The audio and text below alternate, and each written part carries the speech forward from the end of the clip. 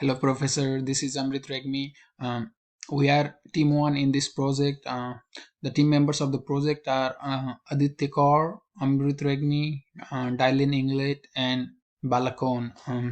The mission of the project is to help user or even agents from medical staff to diagnosis whether or not a female patient could possibly have a breast cancer. The system does not predict whether or not it could be cured. This is our this is our breast cancer system here. The client log in into the system to access the data, then it verifies and display the login criteria. These are the tools. These are the tools we use for the front end. We prefer to go with the HTML5 and CSS3. Our backend is done by using Node.js and JavaScript. For the design, we use StarUML.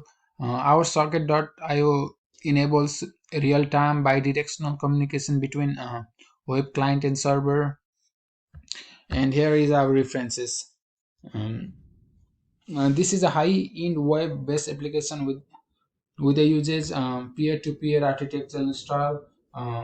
In this, the client computer connects to the server machine, which all the patients which has all the patients data.